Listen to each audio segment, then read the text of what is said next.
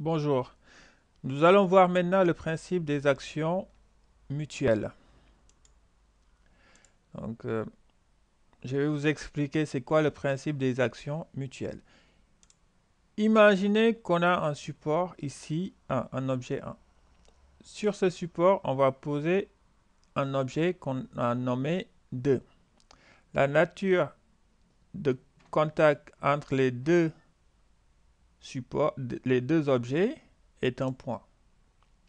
Donc ce point, on va l'appeler A. Ici, on sait que de par son... plutôt 2 va exercer une force sur 1 de par son poids. Donc on va isoler 1 et voir la force exercée sur cet objet 1.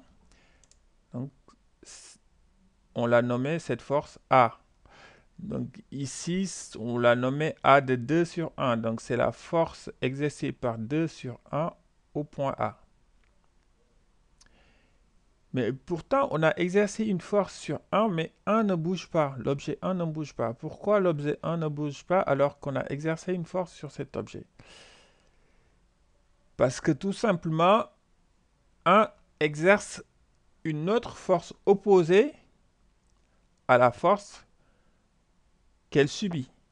Donc je m'explique. Ici, on va isoler 2 et représenter la force exercée par 1 sur 2. Vous voyez, la force exercée par 1 sur 2 est vers le haut. Donc, qu'est-ce qu'on peut dire? Pour deux solides 1 et 2 en contact, l'action exercée par le solide 1 sur le solide 2 est égale et opposée à l'action exercée par le solide 2 sur le solide 1. Donc ici, 2 exerce une force sur 1, mais 1 aussi exerce la même force sur 2. Donc les deux forces sont opposées.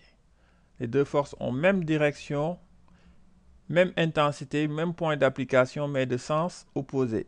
Donc on parle de force opposée. Donc regardons maintenant comment isoler un système. Comment faire pour isoler bien un système. On va prendre un autre exemple. Ici, on a un support un peu bizarroïde qu'on va nommer 1. Sur ce support, on va poser un objet qu'on va appeler 2. Donc la nature de contact entre les deux objets,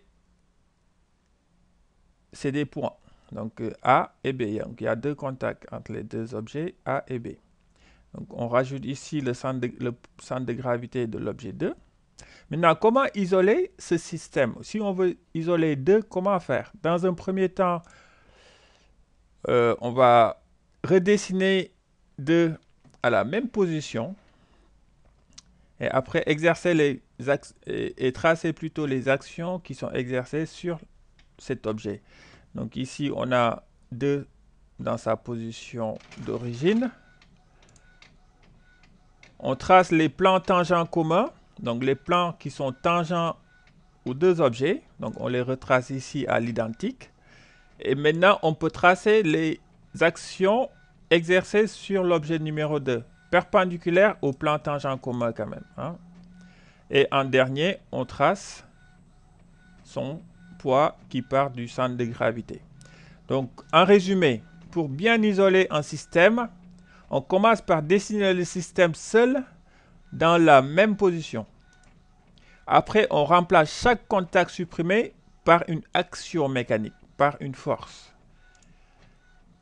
Et en dernier, on trace maintenant les actions à distance s'ils ne sont pas négligés. Parfois, on vous dit que le poids est négligé. Si le poids est négligé, ce n'est pas la peine de tracer P2 ici. Mais là, ce n'est pas négligé, donc on trace P2. Voilà, donc le cours est fini. Je vous joins un exercice qui est là, l'exercice d'application sur le cours élève que vous pouvez faire chez vous et puis on le corrigera euh, la prochaine fois, tout simplement. Allez, merci et puis on se retrouve pour le prochain